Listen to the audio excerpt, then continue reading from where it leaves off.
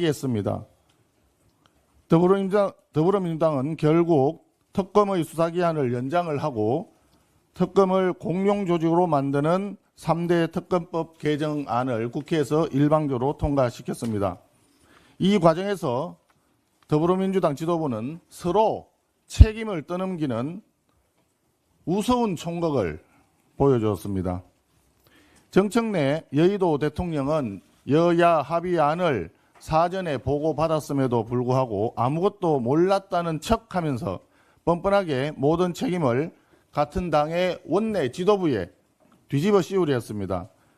원내 지도부는 또 일단 정부조직법 통과시키고 나중에 특검법을 개정해서 수사기간을 연장하는 것도 가능하지 않냐라는 취지의 발언을 했습니다. 결국 한식의 뒤통수치나 청명의 뒤통수치나 언젠가는 야당의 뒤통수를 치고 특검을 연장하려 했다는 얄팍한 모략을 실토한 것입니다.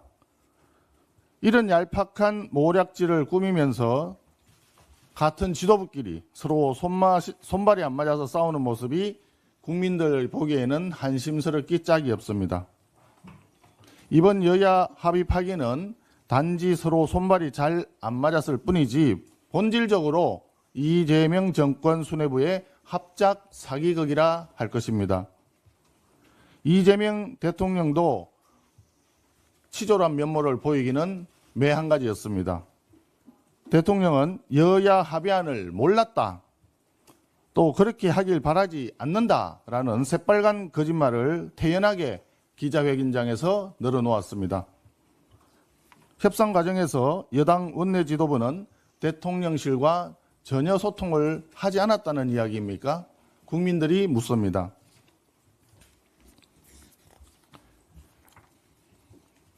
특검 전국을 내년도 지방선거까지 끌고 가려는 집권 세력의 야당 말살 기도는 성공할 수 없습니다. 국민께서 그 속내를 모두 꿰뚫어보고 계십니다. 결국 피해는 오롯이 국민의 몫이고 책임은 이재명 정권의 몫으로 갈 것입니다. 어제 이재명 대통령이 출범 100일 기자간담회를 했는데 공치사와 자화자찬으로 일관된 말의 성찬이었습니다. 마치 화성에서 온 대통령처럼 왜곡된 현실 인식이 안타까웠습니다. 경제를 보십시오. 이재명 대통령은 국민 혈세로 소비 쿠폰을 뿌렸는데 금년도 성장률은 0%대 수준으로 전망된다고 합니다. 부동산 정책은 반시장적인 대출 억제에만 의존하고 있습니다. LH가 중심이 된 135만 호의 공급은 정작 대통령의 말 한마디로 멈춰 세운 건설 현장을 외면한 공허한 숫자 노름에 불과합니다. 외교안보는 더욱 심각합니다. 뒤늦게나마 구금되었던 300여 명의 국민들이 오늘 귀국을 해서 다행이지만 이재명 정권의 무능한 외교는 그동안 굳건하게 유지해왔던 한미동맹을 엉망진창으로 만들어버렸습니다. 더구나 미국의 러트닉 상무장관은 무역협정을 수용하지 않으면 관세 25% 부과할 수밖에 없다고 했습니다. 일본과 유럽은 이미 15%로 낮춰서 행정명령에 사인을 했는데 왜 대한민국만 합의문 서명조차 못하고 국익이 직격탄을 맞는 초비상 국면에 내몰려야 하는지 국민들은 알 수가 없습니다. 그렇게 성공했다고 자화자찬하더니 도대체 그동안 무엇을 협의했습니까? 우리는 또 무엇을 지켜냈습니까? 국민들은 이 돌이킬 수 없는 외교 참사를 도저히 납득할 수가 없습니다. 사법은 이미 붕괴 직전입니다. 이재명 정권은 검찰 해체에만 과몰입하고 있습니다. 또 특별재판부가 무엇이 위헌적이냐라고 하는 대통령의 반헌법적인 인식체계가 안타깝기 짝이 없습니다. 국민들은 이를 참담하다고 표현하고 있습니다. 우리 국민의힘은 국민과 함께 무너져가는 법치와 국정을 바로 세우도록 하겠습니다. 이재명 정권의 무능과 실정을 끝까지 추적하고 반드시 바로잡겠습니다. 사무총장 정의용입니다. 국회에서 벌어지는 지금의 상황이 야당 탄압이 아니라 할 수 있겠습니까? 교섭단체 대표 연설은 우리 송원석 원내대표님의 연설처럼 정당의 정책과 국정 비전을 국민 앞에 제시하고 상대에 대해서는 건전한 비판을 하는 자리입니다. 그런데 정청래 대표의 연설은 국정을 책임지는 여당으로서의 책임도 정책도 그리고 미래를 향한 비전도 찾아볼 수 없었다는 것이 국민들의 평가입니다. 그저 야당을 향한 내란몰이를 멈추지 않겠다는 선언이자 끝까지 야당을 탄압으로 몰고 가겠다는 선전포고의 다름 아니었습니다. 그 선전포고는 곧바로 현실처럼 다가왔습니다. 여야 간 합의가 휴지 조각처럼 버려지면서 철저히 무시된 것입니다. 특검법과 관련해 여야 원내대표 간 계속된 논의와 조정, 양보 끝에 어렵사리 합의에 이르렀음에도 합의 발표 몇 시간 만에 일방적으로 파기를 통보하고 결국 본회의에서 민주당만의 수정안을 통과시켰습니다. 대통령 취임 100일에 협치는 내팽개쳐졌고 여당 당대표와 여당 원내대표 간 권력 다툼 집안 싸움은 대한민국을 또다시 특검 전국으로 내몰았습니다. 여야 간 합의와 협상이 당대표 한마디에 뒤집혀 버린다면 앞으로 있을 합의에 대해 신뢰를 담보할 수 있을 것인지 의문이 듭니다. 끝없는 내란몰이 특검 전국을 내년 지방선거까지 끌고 가려는 속내가 노골적으로 드러나고 있습니다. 국민의힘은 국민이 먼저이고 민생이 먼저입니다. 거듭 말씀드리지만 민생 경제를 살리기 위해서라면 우리 당은 협조할 준비가 되어 있습니다. 그러나 상식을 넘어선 무자비한 야당 탄압과 정치 보복에는 결코 굴하지 않겠습니다.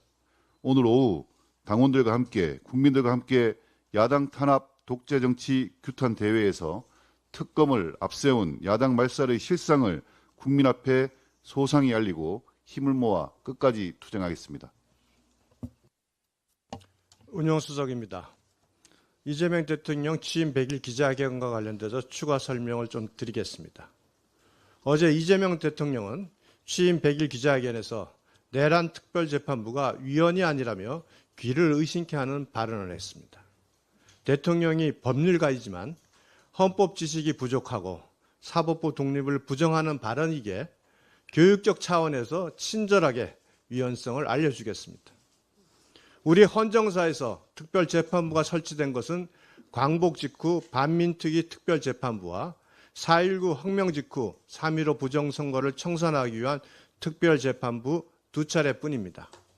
두 번 모두 각각 1948년 제헌헌법과 1960년 제4차 개정헌법에 근거 규정을 두었습니다.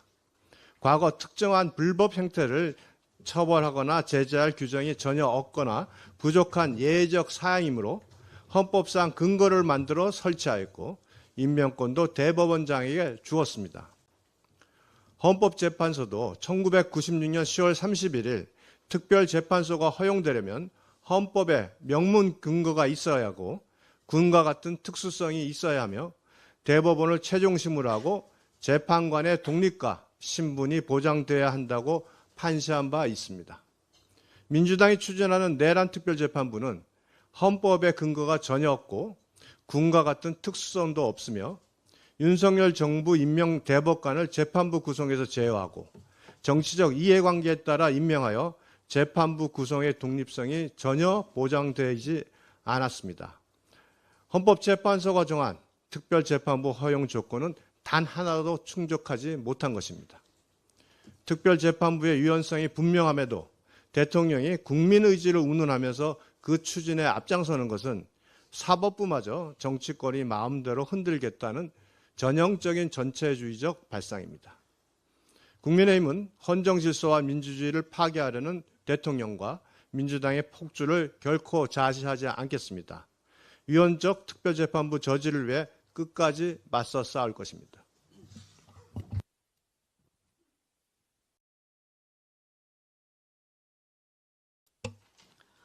네, 정책수석입니다.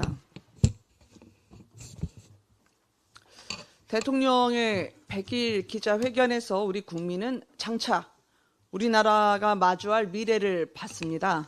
자유민주주의 대한민국은 중국, 중화인민공화국으로 한 발짝 더 진입하고 있습니다. 이재명 정부가 자칭 개혁이라 칭하는 검찰 해체, 즉 수사권, 기소권 분리는 중국 형사사법체계와 똑같습니다. 정권의 수단으로 검찰 대신 정치 경찰, 즉 공안을 두는 거죠.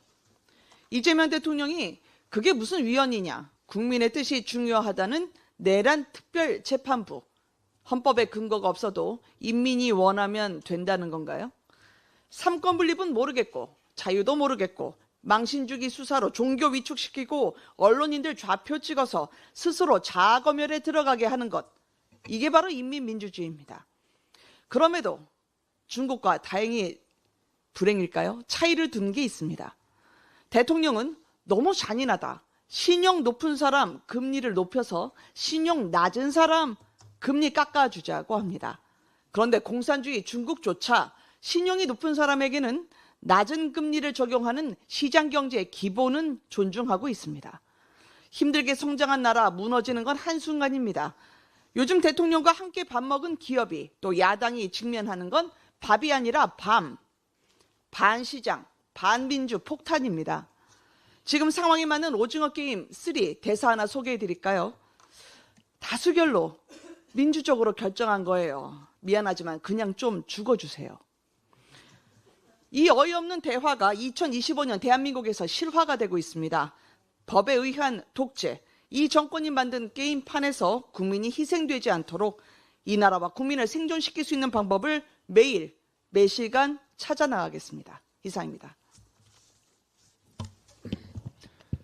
기재위간사 박수영입니다. 이재명 대통령이 어제 기자회견에서 6분에 걸쳐서 정부의 부채주도 성장에 대해 설명을 했습니다. 총 지출이 8.1%나 늘어서 국가채무가 1,415조 원을 넘어서고 GDP 대비 51.6%에 달하는 내년도 예산안의 당위성을 설명했는데 팩트체크를 한번 해보니까 가짜뉴스가 한두 개가 아닙니다. 첫째, 이재명 대통령은 우리나라 부채 비율이 50%가 넘어도 문제없다면서 OECD 국가들 보면 대개 국가 채무 비율이 100%를 넘는다라고 얘기를 했습니다. 사실과 다릅니다. OECD 38개 나라 중에 100%가 넘는 나라는 일본, 그리스, 이태리, 미국, 프랑스 등 8개 나라에 불과합니다. 38개 나라 중에 8개 나라만 100%를 넘는데 이들 대부분은 우리나라와 달리 기축통화국이고 그럼에도 불구하고 모두 과도한 부채로 몸살을 앓고 있습니다. IMF가 우리와 비교하는 주요 비기축통화국 11곳의 평균은 올해 54.3%로 우리나라 54.5%보다 낮습니다. 앞으로 기자회견을 한다면 사실대로 말씀해 주시기 바랍니다. 둘째, 이재명 대통령은 우리나라 부채 비율이 OECD 국제 기준에 의한 계산이고 똑같은 기준이라고도 덧붙였습니다. 역시 사실과 다릅니다. 우리 정부 통계는 중앙정부와 지방정부 부채만 합한 D1 기준, IMF와 OECD 등이 사용하는 국제 기준은 D1의 비영리 공공기관 부채를 합한 D2 기준입니다. 2023년 우리나라 비영리 공공기관 부채는 63조 원이나 되는데 이걸 빼고 국제표준과 비교한다는 것은 국민을 속이는 일입니다. 셋째, 이 대통령은 또 실탄의 수준도 매우 많아서라고 얘기했습니다. 돈이 많으니까 확장 재정을 해도 괜찮다는 건데 이것도 사실이 아닙니다. 기재부는 관리재정 수지 적자가 올해 110조 원, 5년 뒤에는 125조 원에 달할 것이라고 전망합니다. 재정 적자가 나는데 어떻게 실탄이 많습니까? 그리고 실탄이 많다면 왜 정부는 올해 8월 말까지 한국은행에서 빌린 돈이 역대 최대인 145조 원에 달하는 것입니까? 넷째, 이재명 대통령은 주식 양도세 대주주 기준을 현행 50억 원에서 10억 원으로 하향하는 방안도 사실상 철회하면서 국회 논의에 맡기겠다고 했습니다. 하지만 대주주 기준은 법률이 아니라 대통령령으로 정하는 사항입니다. 국회에 넘길 것이 아니라 대통령이 신속히 결정해서 시장의 혼란을 줄여야 하는 사항입니다. 왜 또 유치에 따라 법을 쓰는지 모르겠습니다. 설마 대통령의 결정사항이라는 걸 모르는 건 아니겠죠? 경제는 팩트입니다. 우리 국민은 문재인 정부부터 재정과 부동산 통계를 왜곡한 대가를 이미 톡톡히 치렀습니다. 이재명 대통령은 지금이라도 사실관계를 바로잡고 국민들께 팩트를 있는 그대로 알려주시기 바랍니다. 잠깐만, 저기 박수영 간사님. 그 우리나라 관리 재정 수지가 경제 위기 때 이외에 마이너스 3%보다 훨씬 더 나빴던 사례가 혹시 있습니까? 없습니다. 지금 최근에 우리 재정 준칙 문제로 여당과 논의를 하고 있는데 3% 이하를 지키지 못하고 있기 때문에 재정 준칙 법안을 통과시키는 것도 지금 여당이 반대하고 있는 상황입니다. 재정에 대해서는 고삐가 완전히 풀렸다, 이렇게 보실 수 있겠습니다.